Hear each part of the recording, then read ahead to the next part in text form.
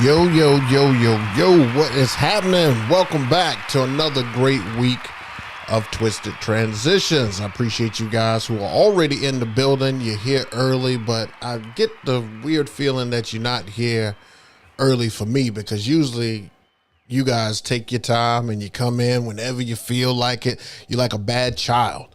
You know what I'm saying? Like, I told you to be here at 7. I told you to bring your ass in the house by 7 o'clock. And usually y'all take your time and then you have to hear me ramble on and do all this other stuff. But we're not going to do that today. If you're here early, you are here for the one and only Santi, who is in the house. He is in the green room at the moment. So we will get to him in just a moment. I've got some great stuff to talk to you guys about right before we get to Santi here. So once again, I really appreciate you guys definitely coming around and checking out. So we got people rolling in very quickly, which is nuts. Let me say what's up to the people in the chat, man. DJ G Kenny, what is happening? What is happening? Look at Kenny. Santi, the Nick episode was hilarious. Oh, we're gonna get to that. We got a lot of stuff to talk to him. I hope you guys brought your questions. DJ J Torture, what's going on? DJ KP, what's happening? DJ Eric, what's happening? What's happening? I'm on CP time. Crazy. Okay, so let me just quickly go through what transpired this past weekend. So I told you guys last week that I did a sneaker ball.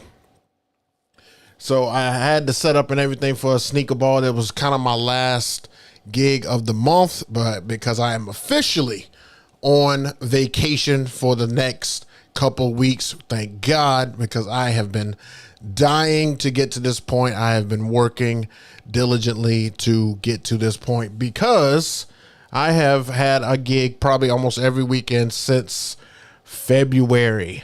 So I am I'm a little burnt out. I'm not gonna lie to you. But that's all good. That's all good because we're going to be ready for the second half of the year. And once that comes around, we'll get to that. But so the setup and everything was very simple. I gave them a basic setup. I just used 2 wash movers, the 44 G2s, my basic, I think this is a Pro X stand. And then I had the Rev 7 that I used. Rev 7 was what I fired up for this one. And here's kind of how the crowd and everything looked on the outside here. They had some sneakers that were, what do they call that? Bedazzled, hanging from the ceiling up here. And it was pretty much for like a fitness group. Like these guys were supposed to be all, a part of like this EMC or EM. I can't remember what it was called, but they were just a part of that, and they just wanted to do something different for this year. This was their second year of being an established business, and so they asked to do that. Now, I will say that one of you guys are the reason why I had this event, because a gentleman who watches the show, who watches the my channel, reached out and asked his boss whether or not I could be the DJ, because he's already a DJ, but he wanted to enjoy the festivities. So he says, I know somebody who would do a really great job. And he actually referred me. So kudos to you guys. I am down for most events that you guys want to send my way. So if you're in the local area and you want to see me play somewhere, sure, just have me DJ your company party. I'll take care of that. Oh, man. So, yeah, it was great. I've got some clips and everything for you guys here. Let's see here. This is kind of how it turned out. They just kind of wanted like some background, not background, but like background stuff for dinner. And then they just wanted me to kind of hit them with just some good music. And so I just curated a playlist because I didn't really know what to expect from the crowd as far as what type of crowd I was going to have. So I kind of just put a few situations together, a few cultural situations together, because again, I had no idea what I was going to walk into Kind of like our guest does. If you guys watch, the episodes from his show, he's very, very prepared, and I see exactly what he goes through in situations just like this, where I have to curate multiple lists because I really don't know what I'm walking into. I've never done a sneaker ball before. All I knew is that they were going to give me the opportunity to wear sneakers. So that's about it. That's all they told me. So that was that. I got one more here to show you. You can just kind of see everybody doing their thing out here.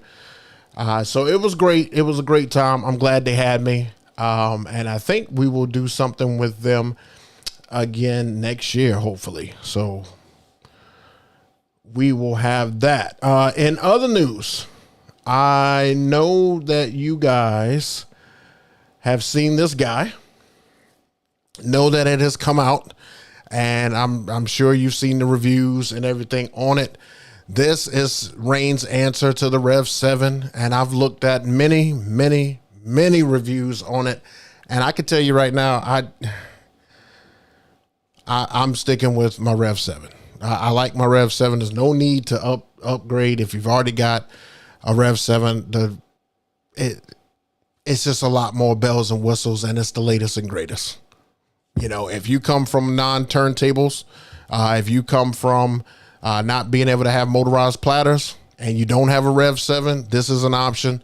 I'm not knocking you if you get it. I mean, it looks like a great controller. Everybody has given it very, very high praises, but I'm going to stick with the Rev 7, and I'm just going to roll that way. That's just my cup of tea, but here it is. This is what it looks like. It is available right now, I think, through like iDJ now.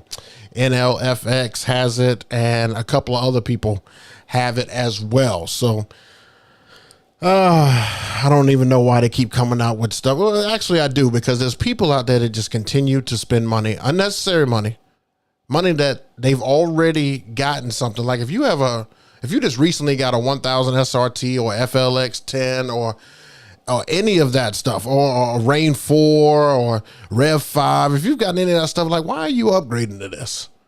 Like, why are you moving away from what you already have? Jason Jani put out something on a post recently on Instagram, and he said, DJs, don't go out and spend your money on a new board if you haven't mastered the one that you have. And I can kind of vibe with that, only because I can tell you right now, I don't know everything about the Rev 7. I'm learning every time I go out something new about the Rev 7, something new that it could do.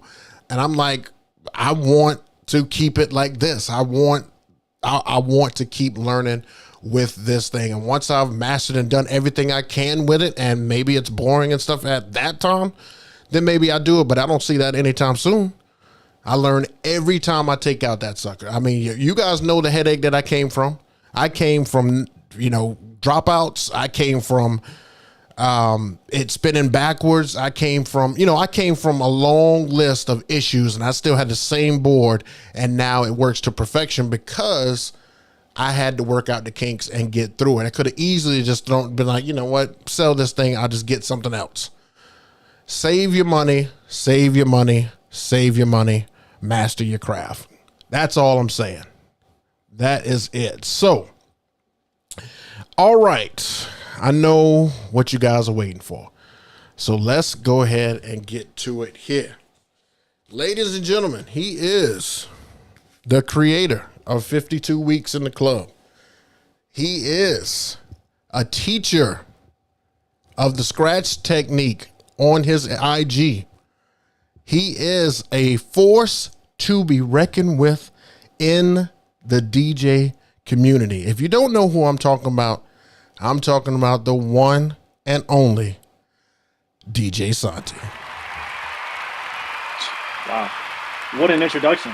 There you go. I gotta give you something, baby. You know what I'm saying? That means a lot, man. Especially from you, man. That means a lot. Oh man, let me tell you, my first introduction to Santi was, of course, like I think it was like an IG post from Nick. And I'm like, who's that guy that keeps coming in the background? And of course, I typed Nick and like, who's that behind there? And Nick would never answer. And then when he started getting his show, he kept saying this guy's name, and Santi's out with me, and I have Santi out, and I do Santi. I'm like, oh, So that much, okay, cool. So then I started paying a little bit more attention, and I noticed that if you go to Santi's IG, Santi has a lot of, tutorials and stuff on how to, I mean, if you have not seen his IG and his reels, you must check them out because they have great scratch techniques on there, and he breaks down every little intricate part. If you are a DJ who wants to learn how to scratch, definitely take notes from Santi. He's got a great thing going on his reels. And then he hit us with the okie doke that I have never ever seen ever. And we talked about it here on this show. He hit us with the 52 weeks in the club, which is one of the most eye-opening things I have ever seen in the DJ community. It is crazy. I look forward to it every single week. It's like a TV show that, hopefully you get 30 minutes from. I'm not going to lie to you. I'm just going to tell you straight up. When the video is 12 minutes, I'm mad. I'm mad that it's only 12 minutes. I actually like to see when it's like 25 or 30 minutes. So it's like, we love your take on it. We love the content that you get from other DJs. We love to see you DJ, especially when you were at, was it Hard Rock? Or was it was someplace where you were DJ and those women were right in front of you. They wouldn't leave you alone, and they had their drinks, and they were going to a Kelly Clarkson concert, and you were with the band. Yep. That was crazy. I was showing my lady that video at the same time, and I was like, look, if you ever want to know what it's like to be at an event and drunk people be around you and right in your face and pointing at, I don't understand anything these women right here do, but that's what happens to me. They do that all the time, the whole time. It was just crazy. And then of course the epic video that you dropped last week where Nick was just lost. we lost Nick Spinelli on the video. It was crazy, but it was dope seeing you DJ. The song choices that you used, the preparation that you had prior to it was just unmatched. Hands down to you on doing that. I don't know anybody else that would set up a list like that so thorough, and you just had all these different places that you can go. It was just nuts. So we appreciate all that you have done in the DJ community, bro, and welcome to the show finally. Wow. I don't even know how to come back. That is a tremendous intro. There's a lot to address there, man. I appreciate that, man. No doubt. I never knew what was gonna pop off when I started. It took me a little bit to get out of my shell. So when I started posting on Instagram, if you could, I didn't really delete a lot, so you can scroll back and see a lot of trash content, and then you can see a moment where I decided to make a scratch tutorial, and then I got 25,000 views. Yeah. It was my first big pop, and I was like, I just got to lean in. This is clearly I didn't think this was going to work, but it's working. So now let me just do all that I can of that. And then what happens with Instagram is you're trying to get people, if somebody scrolls on their reels, right? Right under that, I'm sorry, can I curse on here? Or yeah, go ahead. So if you're on your reels, you're on your just scrolling through. Right under that is sports highlights. You got asses shaking. Yep. And I'm competing that with the DJ video. Right. So I have to be so snappy. Right. Everything has to be where everything is stalled out. And that was fun for a while I was figuring it out. But after a while, I felt like I was kind of making it scripted and I was kind of being too focused on it. Where now on YouTube, I wanted to pivot because now I can kind of vent and talk in long form and really kind of break down some of these theories. And that's kind of how it all the journey kind of got me there. So never thought I was going to be a YouTuber. What made you come up with the idea to actually do it like in a row? That's dedication. I thought about before you put that out, I'm not gonna lie, I thought about it and I was like, man, my content should probably shift a little bit and maybe I can go and see another DJ and maybe highlight that and do that. But now I'm just like, man, 10 o'clock, I'm like, man, it's almost time to go to bed, man. I tried to go out and stay out all night, but you're so dedicated. You go out week after week after week after week. And I'm just like, kudos to you first, but you must have a lot of bars and places that you can go, because here I probably could do that maybe 4 times and it's it would be repetitive after that. I got lucky, man. I'm 40 minutes to Philadelphia, 40 minutes to Atlantic City. So I'm right in the middle. I just got lucky, man. I just got lucky. I was born here. And And the decision happened. Me and Nick were on our way back. We had our last wedding of the year last year. Mm-hmm. We're coming back. It was in Philly. We're coming back. We're going over the bridge, and I'm like thinking about we're about to go into off season. I got nothing in January, nothing Right. in February, Right. and I'm like, man, like, you know, how can I? What am I doing wrong that I'm not getting bar and club gigs? Like, don't get me wrong. I would never like quit working with Nick. I love that man to death. That man has like batted for me for so much. Like I'm beyond loyal to that man. But I always wanted to get more into bars and clubs, and I couldn't figure it out. Mm-hmm. And we're going over the bridge, and we're like, we just don't know anybody. Well, I just don't know anybody. Right. And to fix that, it would kind of made sense immediately. It clicked. It was like I just got to go out and shake hands. But at that same moment, I was like, I don't want to just go out and go about and not have anything from it.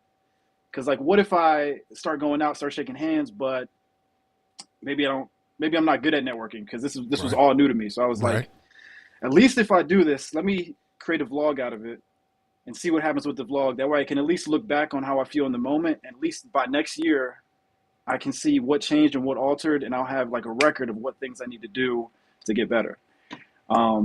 And that's how it happened, man. Like this is my 10-year anniversary, like since I bought a DJ setup. But technically, this is my first year of really having my own experience. So like, although I may have a long time, technically, I'm still very green. I still got a lot to learn. And that's why I figured I might as well just go out every week and soak in as much as I can as the opportunities start coming in. Man, and look, we are so grateful for that because you have opened up a whole new door, especially when you go in some of these places. And of course, it's like a hole in the wall, and then some of these clubs are like extravagant, and then some of these clubs have like rotating DJs, and some of these spots is like dead. And I'm like, dang, like Santi is like sitting at the bar and there's nobody there. But you kind of flip it to like, let's see what happens at this point. It's brilliant. It's truly, truly brilliant because you're giving us a beginning, a middle, and an end. And then you ask a question at the end, which is already going to create so much engagement on the video. And it's not just a generic question. It's like, what would you do in this situation? How would you handle it? What do you think you should do in this? I mean, do you think he handled it right? Like it's fantastic content. I'm telling you, you got us tune it in. I don't know how you get away with it on YouTube because YouTube flags. I mean, I can tell you, I can play 2 songs and YouTube like, no, you can't put that video out. And you've got a whole night of club. And it's nuts. It's nuts. I love it. I hope they skip right over you every single time and just let you do your thing. Hey man, I think I might have found the trick, and the trick is you can't do more than 2 bars. So you have 2 bars of any song. If you have while during the transition, it doesn't matter because for some reason YouTube doesn't figure out why you're doing. Like if you're playing one beat and you have the acapella, but you have the drums from another one, it doesn't like click it. Right. But as long as you have 2 bars of the original and 2 bars of the song you mixed like into, and you cut it, you're good to go. That's what I've been finding, at least for now. And that's what I've been able to kind of get away with on like my gig logs like that. I kind of just focus on all the transitions that I do. And, people are like, why don't we get to hit a whole, if you want to hit a whole song, just play it off of your board. Like you're going to hear transitions. Right. You're going to see how I got from one song to the other. Cause that's the only way I can give you a video. Otherwise it's going to be flagged. So that's a great way. Now, let me ask you. So when you first started, this was kind of like your introduction in front of the camera. Like you were out, you were holding a camera. Like, a lot of people say that they won't start a YouTube channel because it looks weird. You're holding a camera out, you're holding a phone out, and they're not comfortable behind it. Like, tell me how that went. Like, was that an easy transition for you because you were already into filming already, or how did that work for you? Yeah. That was the hardest part, man. That's the hardest part. I would say, though, what made it easier, though, is realizing that, like, it's 2024. There's a lot of content creators. And now, like, when you're in public and you're taking a video, it's not like people are looking at, like, people might look at you, but it's not like, what is he doing? It's more like, what is he talking about? Is that guy famous? Right. It's like a different type of, like, thing. It's like, so that kind of got me over it, at least, like, knowing that it wasn't, like, negative thoughts that people were having just because I was filming. The actual me talking on camera, though, and getting a good take, the first couple of weeks were very hard because, like, I'm not I'm not the best speaker at all. Like that's something I really want to get better at, which is Mhm. where this vlog is honestly helping me. I never thought that I'd become a better speaker because I started talking about DJing on YouTube, but that's happening and it's making it easier. But the actual man, being on camera was the hardest thing for me, even for Instagram. I like in high school, I was super low key, man. Like I didn't want to be the center of attention. I got into DJing because I was like the guy holding up the wall, and there was a good DJ at my high school, and he got me off the wall, and I was talking to girls, and I seen the power of a DJ. Oh yeah. But but what was safe about DJing was I had that barrier. You got your controller, you got your laptop in front of you. So although it allowed me to be in front of people, Hmm. I still had a barrier. So I felt safe. But now with the camera, there's no barrier, right? So I just Right. had to I had to make a decision. And the decision I made, please let me know if I'm being long-winded at some point. Call me No, out you because I good. You could good, ramble bro. for years. We're listening. Go ahead. But I had to make a decision, and it was like I'm 28 now. Hmm. I either have to go all in and see where it takes me, or I will forever be a number two. Like I would like I told you, I'm not going to quit Nick at any point, anytime Right. soon. But I knew I wanted more. Right. And if I wanted more, I had to do more.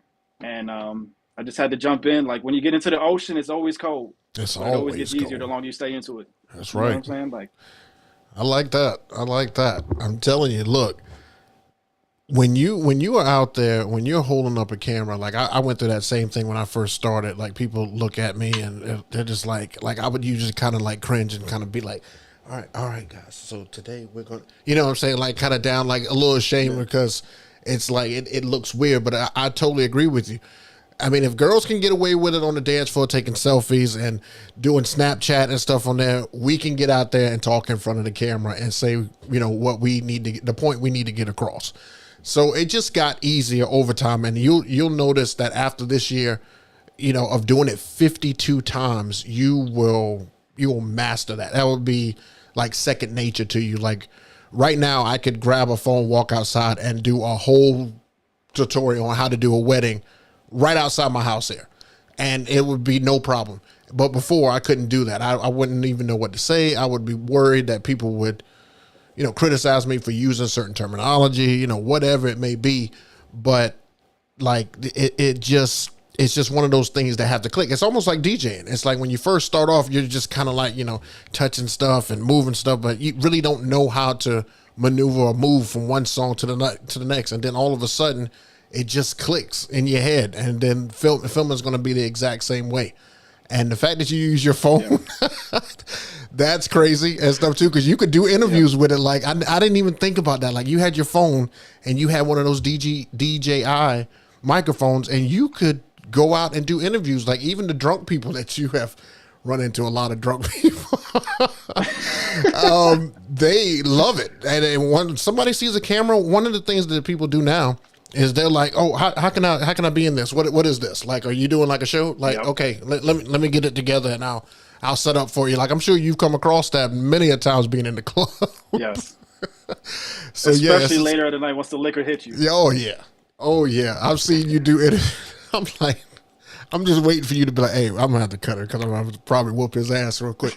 But you know what I'm saying? Like, drunk people are always interesting, especially at the end of the night. It's always interesting. But so one of the things I wanted to ask you is like, as far as that how you went through and set up your playlist, and tell me like how this has changed the way that you yourself DJ by doing this series, because I know at the start you probably had one mindset about how you wanted to be, you know, viewed as a DJ, and now that you're doing this, you're kind of pivoting. You know, you're getting the best of both worlds. You could do both, and you know now. But how has this really changed how you maneuver your crates? How you put certain songs in? How you get the feel for the people? Like how has this helped out?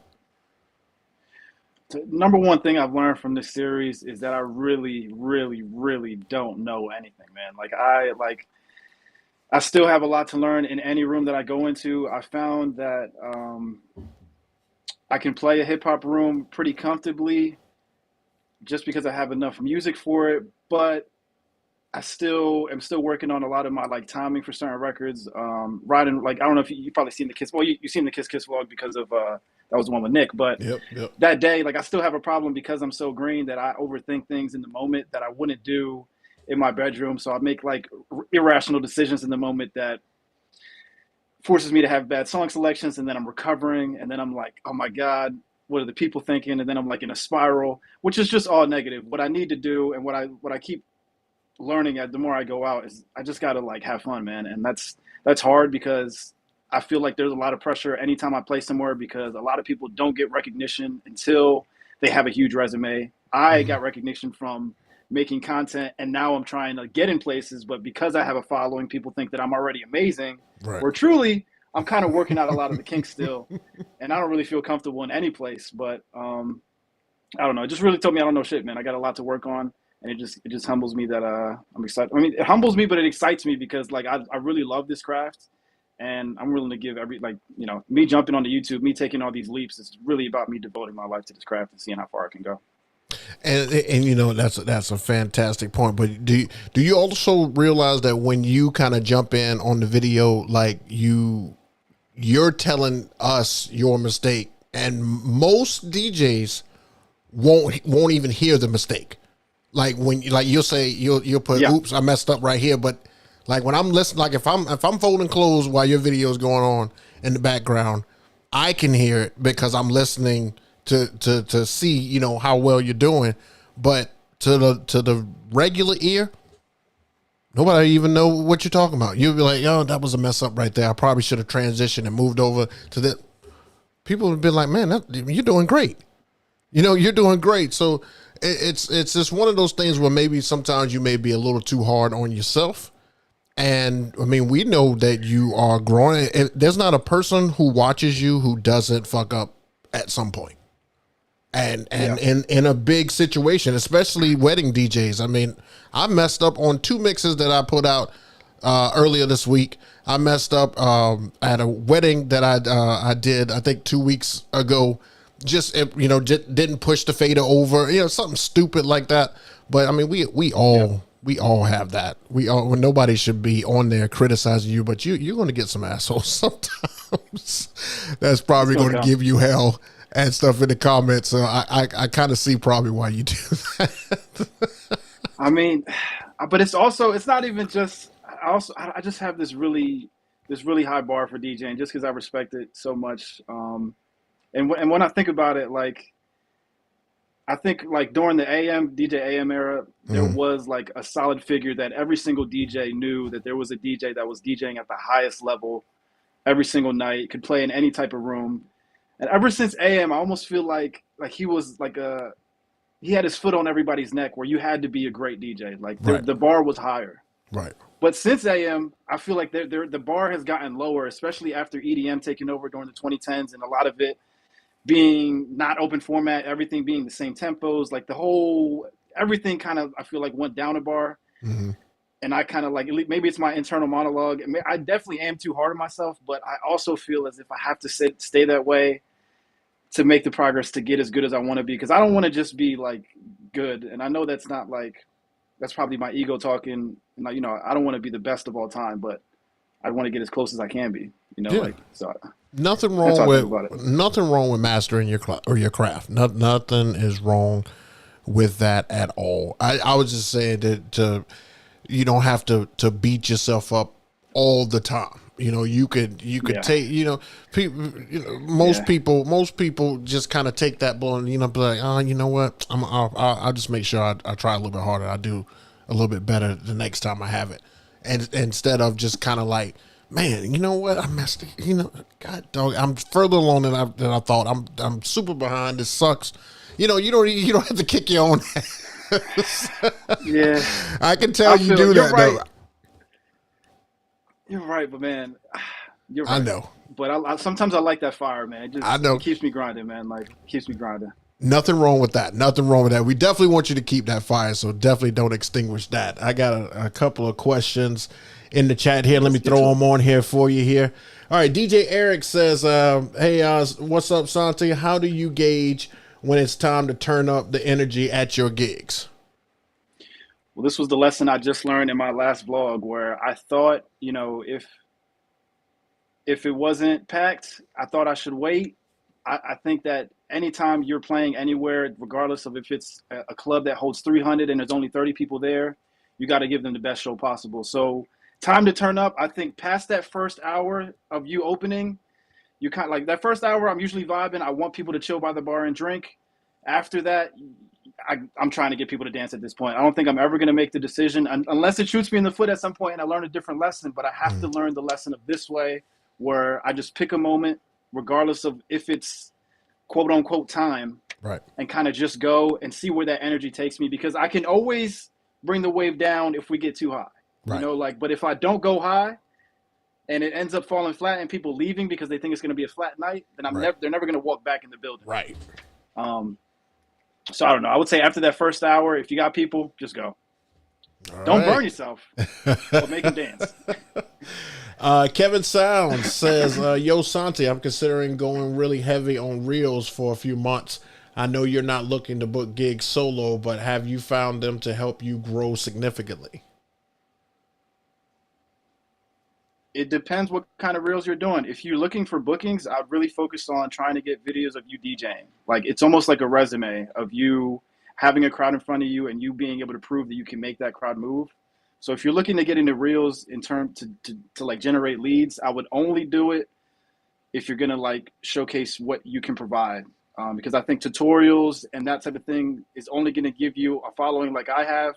And I have 99% men that follow me in between the ages 35 to 45. That's all DJs. It's the same you know what I'm saying? They're not booking you. That is the same bracket that You know what I'm saying? I would really like to get those 20-year-old DJs and stuff in here, man, but I cannot. I'm not doing no dances. Yeah, I'm not. I just can't. Let's see. Brendan Olson, Santi, has your series gotten to the point where you break even from revenue on the video? Like, does it pay for travel, drinks, etc.? First off, Brendan, what is up? I actually know this guy. This is my bro. All right. So I told you, I'm very honest. So I will give you guys the numbers. Be honest. The total amount of money I've made on YouTube from these videos, $95. $95 is what I made. I know why too. Let me explain to you why. First of all, sometimes I have to do the ad revenue share with sometimes like certain songs where I can't. It's like I feel like it's part of the story, and I have to leave that song in there to talk about something, and then I have to like split revenue. Yep. So that sucks. But in terms of like, let me tell you the cost to do one video. So I Uber to all of these places because I love to drink alcoholic beverages. So I don't even want to risk driving back, nothing like that. So I'm 40 minutes away. So every single time it's a $70 Uber ride there, $70 Uber ride back. Ooh. Sometimes I get drinks for free because I know the DJ. A lot of times I really don't even bother to DJ with that. And I buy drinks because I want to support their night because I'm there getting content. And I'm usually like, I'm not going out to see people that I don't want to get closer to. It's all strategic. Right. I'm not like, yes, I'm targeting DJs to go see to make a connection, but I'm not going to force a friendship to get a gig. Right. But I am trying to figure out what connections I can make and spreading myself strategically. So because of that, I really try not to ask for anything. What I more so do is ask them if they want to drink. And usually my tab at the end of the night is maybe like 110. I'm a really good tipper because I want the bartenders to remember me. So I usually walk out paying like 140. Mm-hmm. So 140 plus 70 each way, $280 for each vlog. Not even close to making any money on the vlog. Now, on the flip side of that, I haven't DJed in a bar or a club in quite some time. So on the flip side of that, has DJing in a club gotten better with paying the DJ? Like when you were the main guy there on the last video, have they gotten better, or are they still paying these peanuts to these DJs, or because you bring a following, you may get a little bit more? No, I'm still the bottom totem pole on all of my connections. So a lot of the stuff I'm getting thrown, especially because like summer has already been booked out for most people. Okay. I'm kind of like the fill-in guy for almost everybody right now. So it's like if somebody falls through, I'll get a call last minute.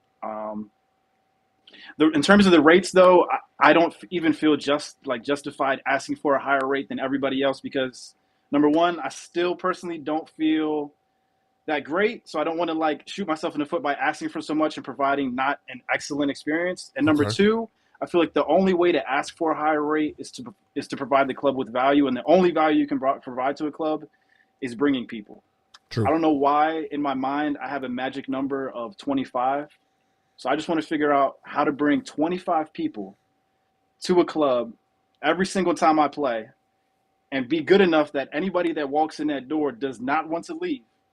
That's the only way I can provide value and ask for a higher rate than a regular guy right now, I think. Okay. Okay. Let me know your perspective on that. Am I being too kind? No, no. I actually, I think that that would make sense because when I was offered a club and stuff here, like the first thing the guy asked me is, "How many followers do you have on Instagram?" And I'm like, "What? Like you don't want to hear me play? It just matters how many people I can bring here because I'm sure I can get whatever number you need."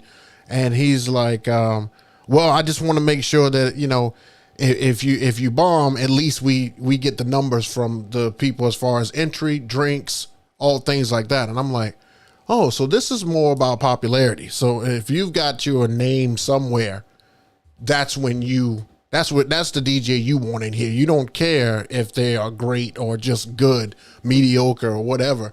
You just want the numbers." And they said, "Yeah, I mean, I don't." He was like, "Name another club promoter that's in this town that doesn't want that." And I said, "Oh, okay." It's tough. It is. I gotta be honest. It's a tough I have sell. no experience.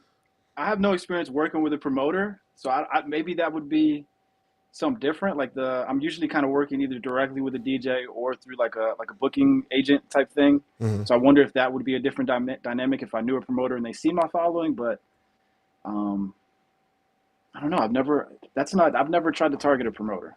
Yeah.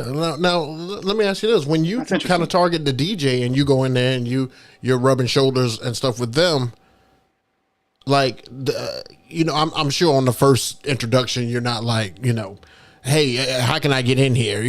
Like, is there any way you can get me a spot? Like, I know you take your time with that, build rapport, get some relationships with it. But like, if there's a guy that and then you go in there, he sees you, he's like, "Yo, Santi, what's up?"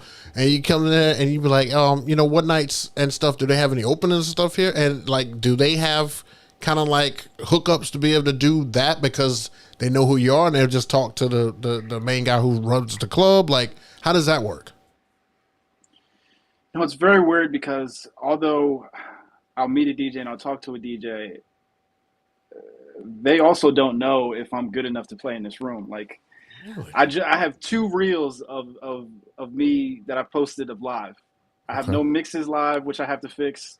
So I even feel that certain DJs don't want to like put their, risk anything just to put my name in the pot if they don't 100% know I'm going to deliver. Okay. Um, so I don't know, man. That's a hard question, and I don't even know Yeah. if I'm answering that question correctly. But I would just imagine that they would that's tough. they would have because like if they got a door open for them, like I would imagine that they would be able to at least put their foot in the door and say, "Hey, I got a guy who well, I guess I don't know. I guess the relationship would have to kind of be a little bit more in place for somebody to do that. And some of the spots you go to, like you really like you've heard the name before, you've heard it on social media, and you may have kind of like chopped it up in the DMs like real quick, but you don't Yeah, know them.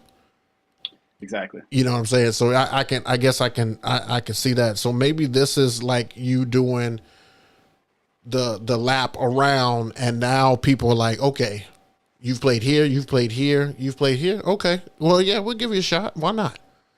And I think Yeah, that's how you're going to get your in by just keep doing your laps. Because as they see you in there, they yep, got to be knowing that you're bringing something. Otherwise, they wouldn't just say, "Oh, you told me you could DJ, so here's a spot. Come on, do it on Thursday." yeah, So yeah, yeah. It's tough. Yeah, I'm also not good at.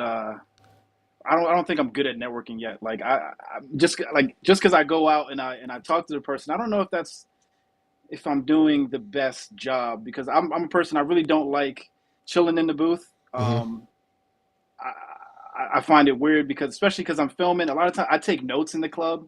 So like it just doesn't look good from like the crowd's perspective if I'm behind in the booth and I'm like, it looks like I'm texting, but I'm writing like, oh, do not play this song before Mm-hmm. 10 type things. Like it's not like, so so I don't know if I do the best job. And then I'll do a video and then like I'll tell you the negative things and we just met. We're not really friends and I'm like critiquing you.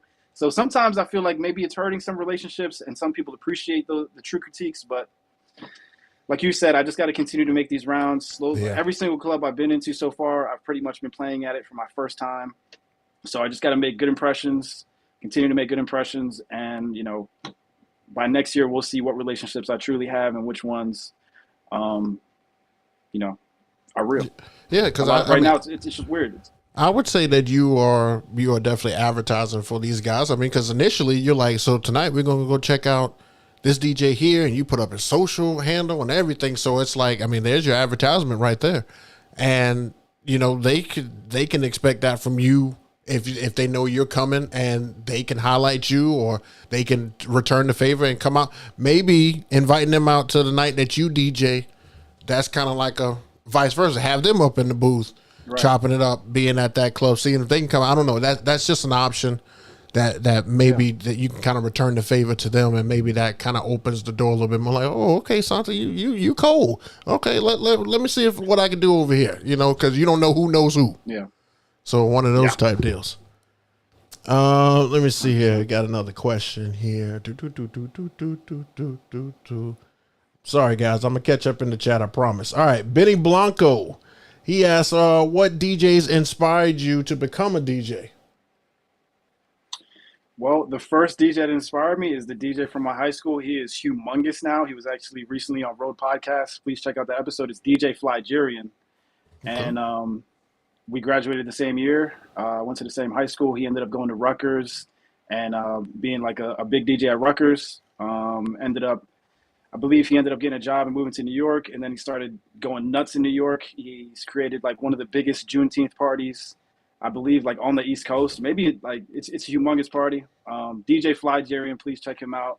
That's definitely the first guy I ever got inspired by DJing. Didn't know where I was going to take it though. At that time, I was really into music production, and in high school I was a rapper. So I was on a different musical trajectory at that point.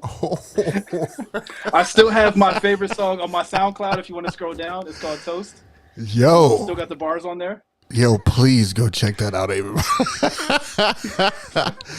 Oh my gosh. Okay. Oh, I'm definitely, I'm going to look that up after this. I am going to go look. I wish I would have known that. I would have had that ready for you guys, and we would have played a little snippet and see what time it is, because I don't want a copyright strike.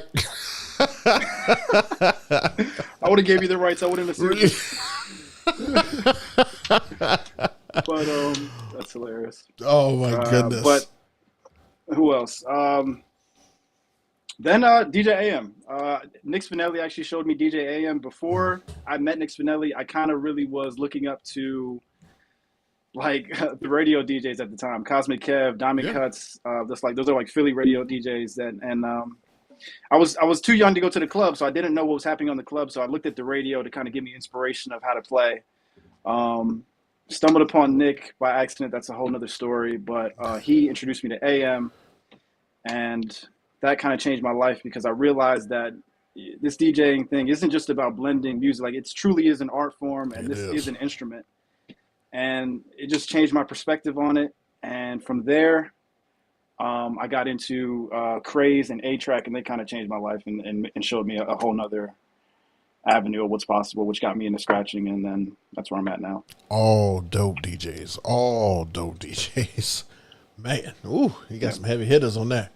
All right, DJ G. Kenny, how do you get over taping and talking into your phone at a gig? Do you feel it will make people expect more of you when they see you recording themselves, or yourself, excuse me?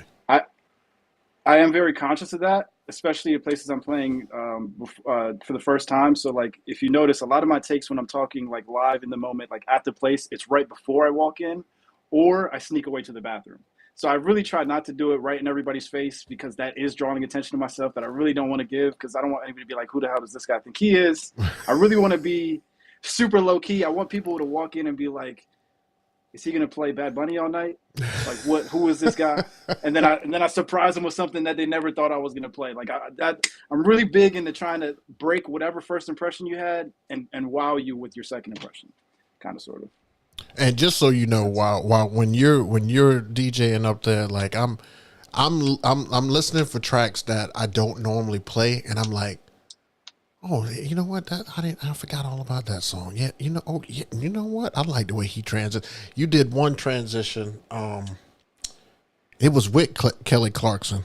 I want to say it was Timber into Kelly Clarkson, something like that. And I was like, since you've been gone, yeah, I was like, I'm going to try that at my next wedding, because just like you guys say all the time, the 2000s, 2010 era is, it's here, it's back, it's in full fledged. So, just trying some of those things work. And I did your exact transition on that, and wow, it went over. It went over huge. And I'm like, well, okay. So I'm always listening. Wow. I haven't edited the video and put it out and stuff yet, but I'm huge on crediting the DJ that, I got that from. So I'm definitely going to shout you out on that one, because, anytime I get a pop from something I've found from somebody else and I try it and I kind of get it down, I'm like, yo, yeah, his mind is definitely genius. You know what I'm saying? So, wow. Yeah, that's an honor, man. I'm telling you. You're about to make me blush. Well, let's move on. We can't be making Santi blush. Let's see. Brendan Olson says, Santi, when you getting back on Twitch, mixing or producing, either one? I'm scared, man. I'm honestly scared of Twitch. I want to get back on Twitch. What? I'm scared. I'm petrified of it, man. Like, I feel like I've put myself in this position where everybody kind of expects this really, really high bar that I'm worried that I'm not going to be able to just have fun on Twitch. I got a trick for you. And I understand. Yeah, tell me the trick. I got a trick for you. And actually, you should know this, because Nick is the one that taught me this trick. He did it he kind of did it without knowing he did it. When Nick came on and started doing Twitch, and he said, I'm just here just kind of fucking around, and you know what, I'm just going to use this as practice. A light bulb went off in my head. So in my description, I'm like, y'all come chill with me. I'm just going to practice a little bit and play some music. If you want to just hear me play some music. That way, there's no expectation. It's like, this is practice. Who doesn't mess up in practice? Mess up in practice? That way, if something goes wrong, the level of expectation is already here. So if you drop below it just a little bit, it's not a deal breaker. Nobody's gonna be like, oh, well, Santi's trash. You know what I'm saying? Because even Nick, when he does on Twitch, he'll mess up and be like, oh shit, I fucked that up, and he keeps going. Nobody leaves. Nobody leaves. They're still right there, and they continue to listen the entire time. And same thing with me. I'll say, I tried to do that. I'm trying this new thing right here. Let me try it one time. I'll do it. I won't get it right. I'll be like, you know what? I'll try it again the next time I do it. Now, let's keep going. Yeah. I'm telling you, it's a great way for you to not only practice, but if you want to put out like more mixes, like maybe on Mixcloud or SoundCloud or something like that, you can record those sessions and put them over, and that's a way that somebody could. I mean, I'm just giving you the avenues that I'm taking, and if that's something that'll work for you, you can use that. That is the right answer, man. This is just a recurring theme of me just overthinking shit and letting it hold me back, man. I do got to get out of my own head. That's the right perspective to have. You are your worst enemy, Santi. I am. I really am. Let's see. Daniel Rodriguez says, where do you see yourself DJ wise in 7 years? Man, he wants you to think ahead. That's a very specific number too. Yeah. Usually people say like 10. Yeah, like 5 or 10. Right. Like, where are we going with this, Daniel? All right, so 2024, we're talking about. So I'll be 35 in 7 years. All right. By 35, well, I don't know if I'll take the backlash later. I don't know if Nick has said this public, but one of our main goals as a wedding duo is we right now we do like 80 to 90 weddings a year. Okay, which is crazy. Dream would be to do 40 to 45 at double the price. So that we're making the same amount of money from weddings, but it gives us time to focus on the clubs and the bars because we both have a passion for that space. So by 7 years, hopefully we've hit that pinnacle of like price range. We're doing 40 weddings a year. I've hopefully made enough connections that I'm able to DJ steady. I hope that I would have had my first like travel gig to another city. Oh yeah. That's as far as I can think. Oh, I hope I have a house. Like I want to own my own house and set by 7 years. But he always said DJ wise. All right, wait, right, DJ wise. Right. That's a great goal, though. Everybody should have that goal.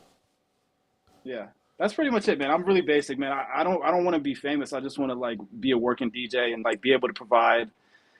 I really care about the people, man. A lot of times people blame like bad nights and they're like, man, it was a bad crowd. And I'm like, nah, there probably could have been a way to handle that differently. And I just want to be able to try to be good enough that I can create core memories for people almost every single time I play. Like, yeah, that's what I want to do. Like, I don't care about being the craziest cutter. I don't care about being the best in any specific lane of DJing. I just want to make people have memories. That's right. I love that you said that. That's what I say all the time. Like if you leave saying, wow, that man, your DJ was awesome. Or like the bride comes up to you and tells you, man, like everybody was coming up to me saying how great that you did and stuff like that. That's what I care about the most. It's not that she's not telling me, man, you know how to scratch really good. Well, I mean, your transformer is nuts, bro. Like nobody's saying that. You know what I'm saying? Yeah, at all. Right. Yeah. They're just like, man, you're great, because I'm auditioning for the next couple. I know that next couple was in that crowd. So I gave the current couple a great show, and then the next couple was like, we got to get him. So, you know what I'm saying? It's just like that's what inspires me and just keeps me motivated to keep going. Not the crowds that are just lame, or I don't blame the crowd for being lame. It's just, you know, I didn't hit the music that they wanted, and the bride or the couple may have thought that that's the area we should have gone in, and I should have trusted my instincts more. That's just how that works. So it you know, you win some, you lose some. Oh yeah. Let's see here. DJ Eric, Santi, because it didn't flip over. Because you travel to unknown areas, are you truly solo, or do you have security with you? Are you meaning for clubs? Okay. Well, I've only made $92. I couldn't pay one person. I couldn't pay half a person to come with me, man. I'm rolling solo. That's why I travel light. I got my iPhone. I got a battery pack, and I got my wallet. That's all I carry with me.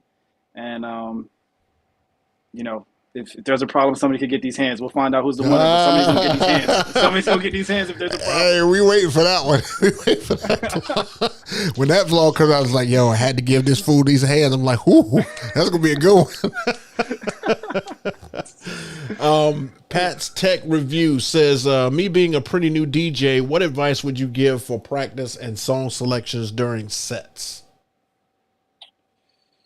Man, there's no practice you can do at home for song selection. You got to go out or try to watch as many videos of people DJing live as possible so that you can see the timing and the reactions of the people. But you also have to pay attention to the type of people, just because like that timbre and since you've been gone routine worked for that type of person, that's not going to work in every scenario. Even though they were good songs, it's like every situation is going to be a little different.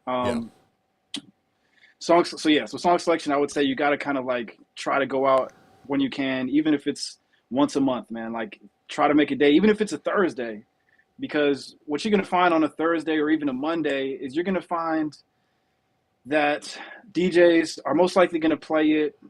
They're going to shoe it in. A lot of DJs will shoe it in when it's not a big night. Right. What that means is they're not going to be thinking outside the box, so they're going to give you their regular sets that they do all the time. Mm-hmm. They're going to give you the neutral stuff, and from there, you could learn the things that you must have in your crates, which will then inspire you and show you songs that are related to that song, and you can like decide how you want to organize it. That's kind of the best advice I can give on that. Practice, I would say 15 minutes 3 times a week is the minimum. there should be no excuse why you're not practicing. That's my opinion. Especially 15 minutes. Like that's not me myself. I try to get in an hour, 30 minutes on one hand, 30 minutes on the other hand. If I can, the bare man, if I got a whole bunch of stuff that I got to do, if I got to like edit and stuff like that, I'll try to still squeeze it in, but it's tough. But there really should be no excuse why somebody can't get in 15 minutes. At least just 15 minutes on honing your craft, unless this is not your passion. I mean, that would be the only reason I would say. Exactly. DJ Romeo Great asks, do you find today's music in rap and R&B to be lacking for club use? It depends what club. I mean, there's hip hop clubs that, it goes nuts. In open format rooms, when you got some Beckies in the room, you might not be able to play Skilla Baby. You might not be able to play the deepest Sexy Red, but there's a reason why Not Like Us is basically pop music now. There's a reason why like Body by Meg Thee Stallion is basically a pop song now. Like there still is big hip hop songs. It's just not like because like music is so accessible and everybody can listen to whatever they want at any point. I think a lot of artists are kind of focusing on just making what they want to make. And they don't care about the club anymore because they don't need the club to get spins, to get radio play, to get sales. It's like whatever the people listen to is what's going to people to listen to. So it's like they don't have to tailor to the club. That is I crazy. don't know. Yeah, I mean, I can agree because like it's one thing that I struggle with at weddings, and this just may be me, but when they want to focus on the 2010, I won't even attempt a current song. I won't even attempt one, and I've got to get out of my own way to do that. To play certain stuff, especially when girls come up and they're like, "We want to play something we can shake our ass to." Well, I can play that Sexy Red if you want to. I mean, she literally has a song that says "Shake that ass." You know what I'm saying? So I got to get out of my own way of doing that because I'm so against the new music and stuff now because it's harder to play. It's harder to keep in rotation, but that's just me again kicking my own ass. That's just pretty much how that goes. So I just got to get out my own way. Let's see here. Brendan says most slept on song and or artist for you right now. That would be tough. Slept on. I'm trying to think. Slept on. I'm trying to think somebody slept on. You know what? Espresso, Sabrina Carpenter. I feel like. Oh, I play that. That's a bop.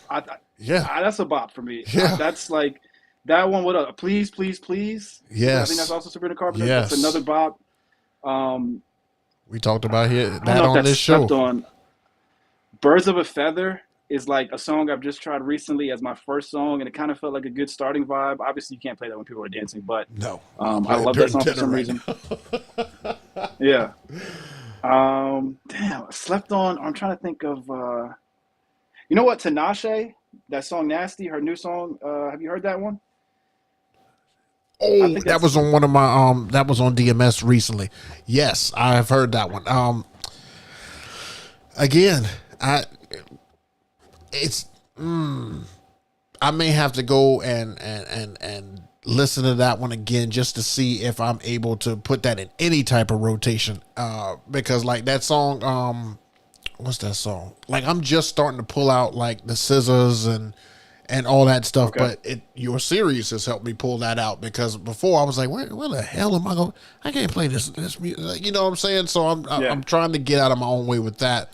But those songs that you mentioned by Carpenter and Billie Eilish, I just started adding those into rotation. And I told people that you don't have to really even get the main artist for your music. I've gone in stores that I hate shopping. First of all, I hate shopping. But if I go in a store and I hear something that I just feel like it's going to be a hit, I'll Shazam the hell out of it, and I get home and I will download it and I will try that shit out at an event. And I mean, I just find all ways to try to use music, but it's just so hard lately for me to play new stuff. New stuff just kills me. Like I don't even want to attempt it. Like I'll have it Nobody will ever ask me for it, and I'll never play it. Like, I don't play that. This ain't Texas Hold'em by Beyonce. When that came out, everybody's like, oh, yeah, you should play it. You should play it. Man, I played it one time at an event, and people looked at me like, please turn this shit off. And I never played it again. I never played it again. It's just building car wheels right now in my crates for no reason. I've got some pretty decent versions of it and stuff, too. So I'm just always nervous with this new music. I like to play stuff that people know. I like to play, even if it's older. I like to attempt those because at least I'll get the energy I'm looking for them. I feel like if I go to a club, I could definitely take way more risks. I mean, I've seen you in there. And you play a lot of the music that I would never ever play at a wedding, at a club, and it goes over like a banger. But those are the people who are getting married. 7, 8, 9 years from now, they'll be getting married, and that's their hits. They'll want those tracks. So yeah, I'm trying. Santi. I'm trying to get out of my own way with that. That's all you can do, though, man. You could try. Like I said, overthinking earlier. You're probably overthinking it too. I mean, there's certain times where, man, I don't know. It's like with newer stuff, it is weird because, especially nowadays with everybody's attention span being a little bit shorter, that if you take a risk and it falls flat, dance floor is done. It's done. You know what I'm saying? So I can understand that thing, but I don't know, and I don't want to take too many. I think I'm too new to the game where it's like I don't know better, that I just take these risks and I see what happens. I might be too new to the game to give a good perspective on this. And see, I kind of come with a reputation for these couples. They're like, oh, I saw him do such wedding, and it was a banger all night. And I'm like, if I empty out this floor, it technically was not a banger all night. You know what I'm saying? Yes. So it's tougher for me to take risk, but I'm getting better at it. I'm taking calculated risk. Like, I've got a song right after, if I feel like I play that song and nobody's singing, we're not even making it out of the chorus. I'll make sure the chorus comes first. And if you're not singing it or dancing to it, I'm transitioning out before we even get the verses. That's a smart DJ. That's how That's a smart DJ. That's how I've been trying to do that, man. Like, the only risk I'll take is chorus first. That's it. So I do, before I get to these last couple of questions on here, I wanted to show you this video. I took a clip. Recently there was a thing called The Takeover, and it was in Texas, and it was a lot of artists, and they had a lot of great DJs. They had Jazzy Jeff, Scratch Bastard. They had what's my man? Oh man, I can't remember the guy's name. The guy with the hat. Oh, light skinned guy. What is his name? He sometimes plays the pads a lot too. Oh, Buck Rogers. Buck Rogers, that's it. Buck Rogers was out there, and the host of it was Just Blaze. Just Blaze, the producer. He was the host of it, and he kind of got a little intoxicated. And while they had Redman up there, and Redman was performing, and Just Blaze just kept taking Scratch Bastard's volume knob and going up and down, like, kind of how, like, if the artist, if you're the artist DJ, to drop it so to let the artist rap in a certain point. And he was doing that, and I guess because he was intoxicated, he was not hitting the cues right. Well, Scratch Bastard was the DJ. So I just want to get your take. This is right after Just Blaze walks away after he does the knob, and I just want to get your take on it. And in the chat, you can respond to on what you would do. But this is the world famous Scratch Bastard and how Redman handled that.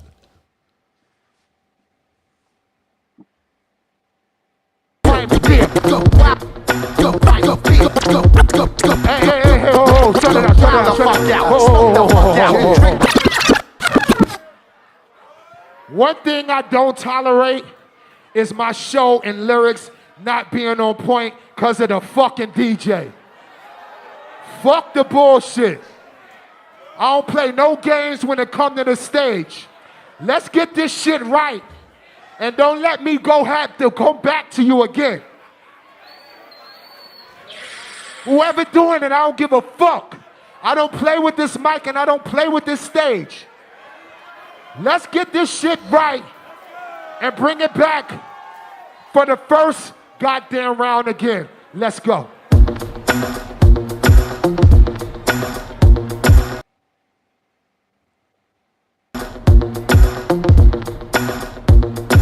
Ha! Look. Don't get me wrong, Just Blaze is my nigga. He get a little litty sometime, and we having fun. I know, I love having fun too, but I also like being on point on stage, you know what I'm talking about? Yo, Scratch Bastard, hold on, no. And then he just kind of goes on into the next song.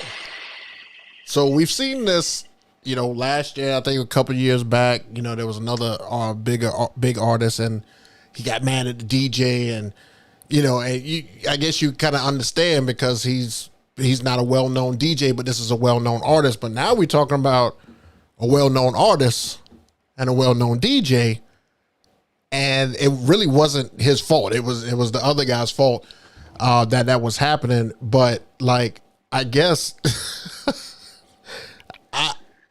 I can imagine what I would do in a situation like that. Like I would probably quit DJing. I'm not gonna lie. I would hang it up because that's gonna go places. People are gonna see that. And who would hire me if Redman says that we can't even get it right, and then he like drags me in front of everybody?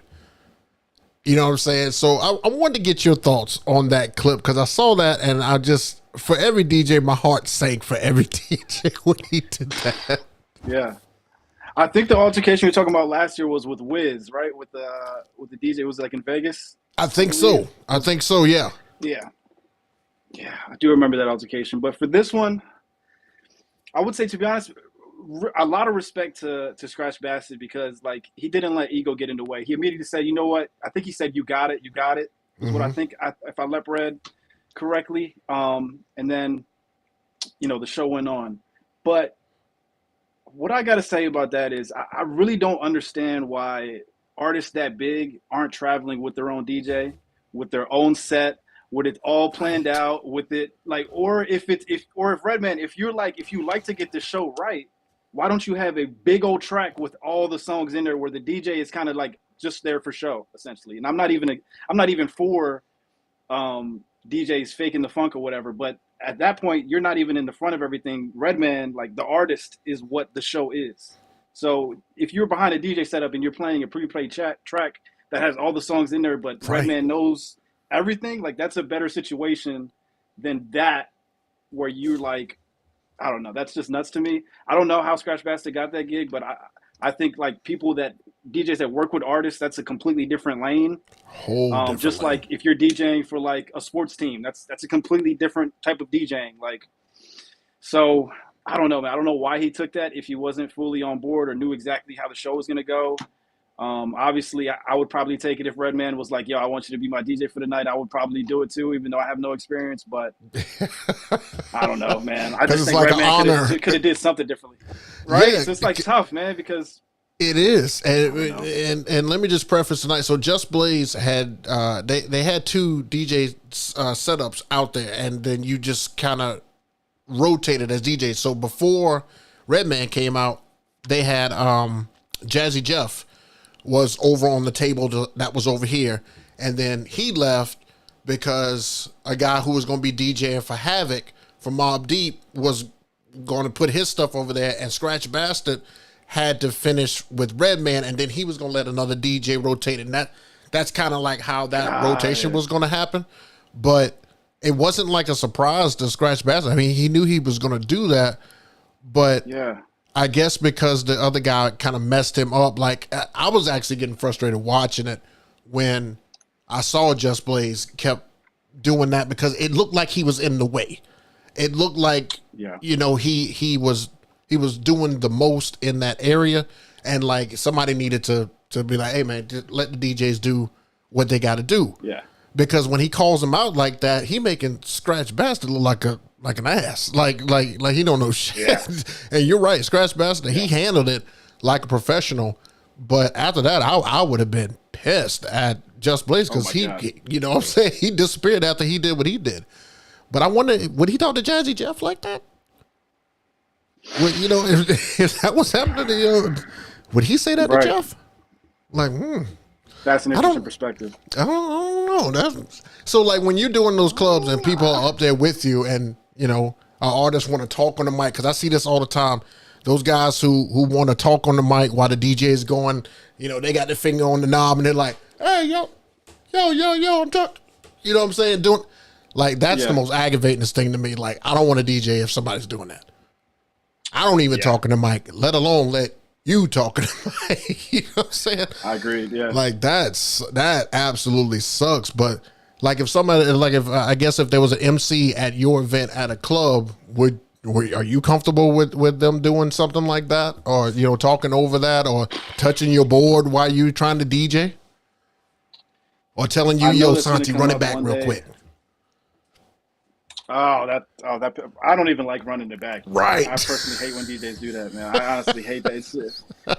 I really hate that stuff. I know it. Like, I think the only time where I accept it and I think it's a cool idea. Sometimes like I watch like some Boiler Room sets and it's like all house, and it's just like this crazy reaction, and they run it back and you get a bigger reaction, but you're not gonna get a better reaction than the first time you play No Hands. You know what I'm saying? When you play No Hands for the first time of the night, you can't run it back and get a bigger reaction. That's not going to happen. Like it's so. I don't know, man. I haven't. I prefer to like. I have a lot to learn with MCing. Like I showcased a little bit of what I did at Kiss Kiss in the last vlog, but I'm just trying to learn, man. Like Kid Capri. There's a lot of like really fantastic guys on the mic that I want to catch up to, but that's his own art form. And I know one day I'm going to have to DJ with an MC. I can't even think about what I'm going to do at that moment. I'm probably going to have to drink. I'm going to have to get loose just to relax because, like, that's not the best advice either. But I don't know, man. We'll figure out when I get there. It's a tough call. You know, I was when you had said in one of your vlogs that, you know, you weren't the best talker. There's a lot of DJs who are great DJs who still, you know, over the years, they just, you know, I don't talk. I don't say anything on there. So they'll hire an MC. And if you, you know, if you ever get to that point where you're like, you know what, I'm the DJ that I want to be, but you know, I'm not so great and stuff on the mic, that could be an option. And you guys could work together and kind of come up with like a little routine or like give at least each other signals. I mean, cause just like you said, if he would have brought his own DJ out, he would have known when to cut it. He would have known what version to play. He already had all the versions in the computer. There would have been no mistakes. But, you know, going into it kind of blind like that, and then if something messes up, like it throws the whole thing off, you can't do that in front of a crowd or a major artist like that. Like, they will drag you. These guys, I mean, I understand what Redman was saying too. Like, I don't play when I'm out here performing. Like, this is my job. Don't mess me up. But his anger and energy was just directed at the wrong person. Yeah.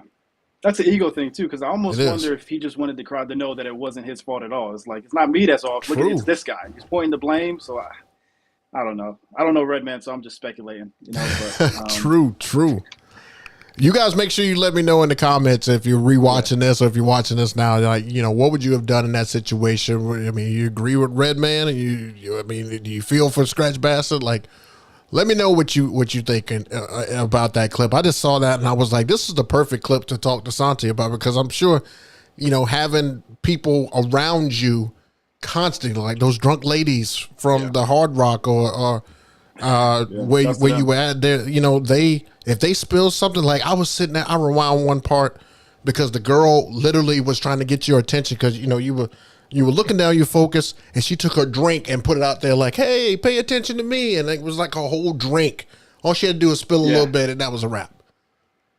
Yeah. Like, we got people around us all the time. I hate it. I hate it. With a passion. I don't know how you do it.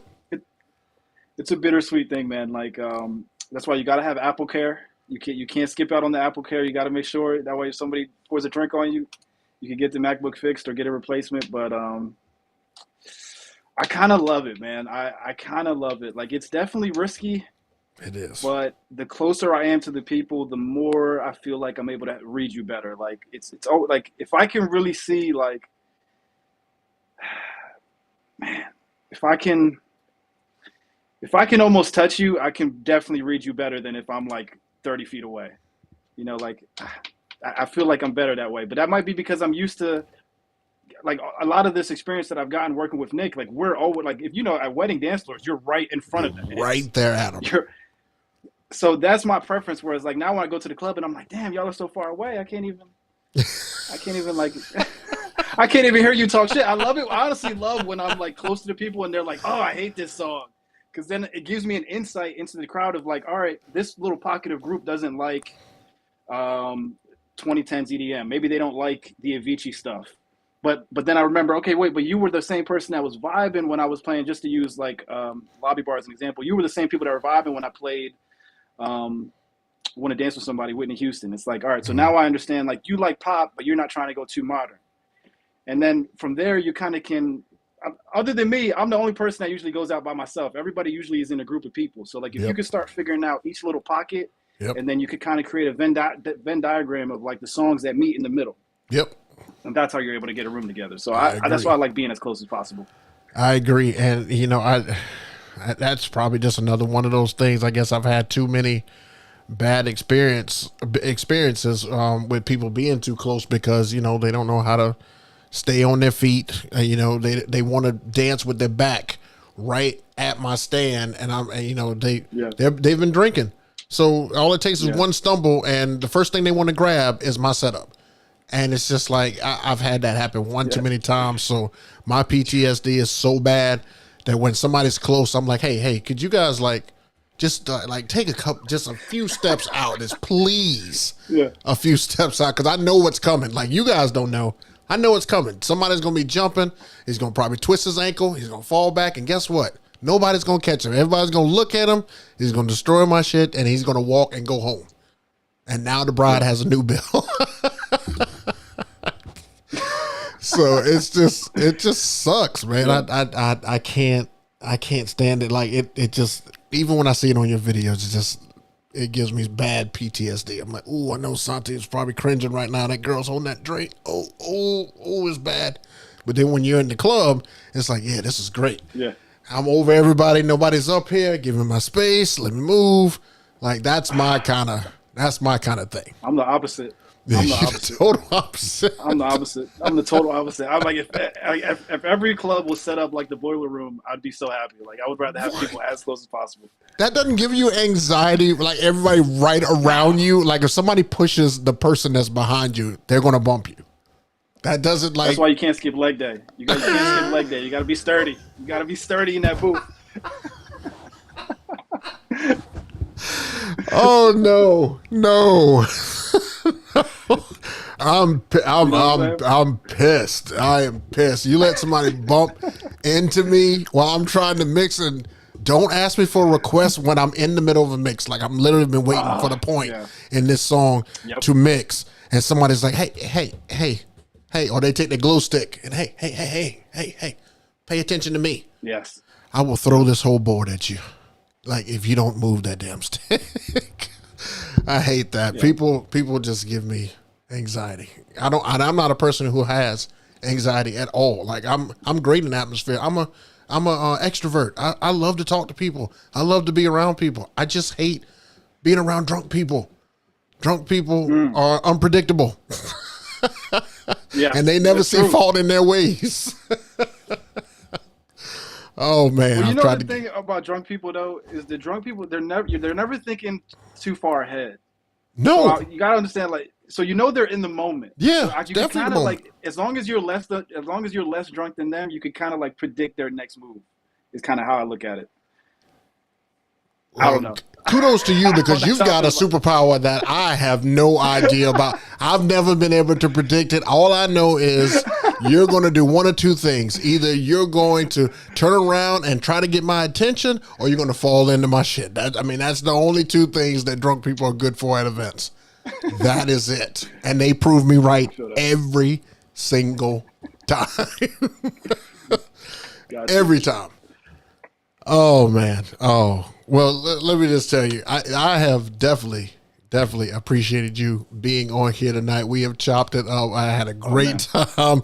This was much better than I could ever dream of. This is fantastic. I love the fact that you came on, man. We're gonna have to have you back. Anything you want to say to the people and give them any type of last nuggets, last golden rules, something that you'll learn or something we should be on the lookout for?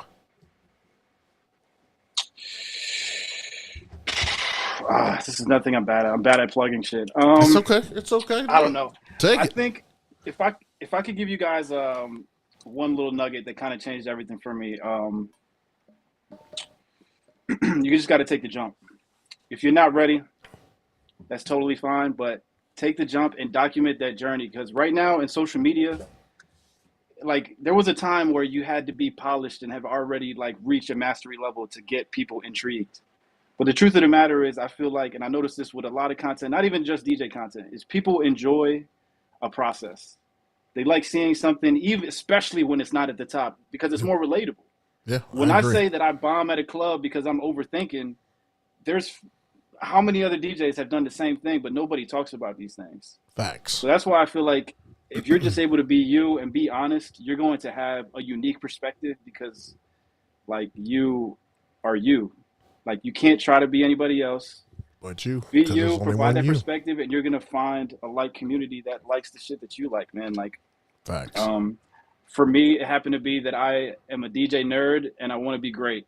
That's pretty much what all my stuff is based around. You might find that it's about, your perspective might be, I don't know, I can't even think. You might have a different perspective, but that perspective is going to be unique to you, and that's going to draw a unique audience to you. That's where you build a core following. From that core following, as long as you stay consistent, it'll keep building. And from there, it's up to you to figure out where it takes you, man. You just got to keep grinding. That's kind of like the only nugget I got to give.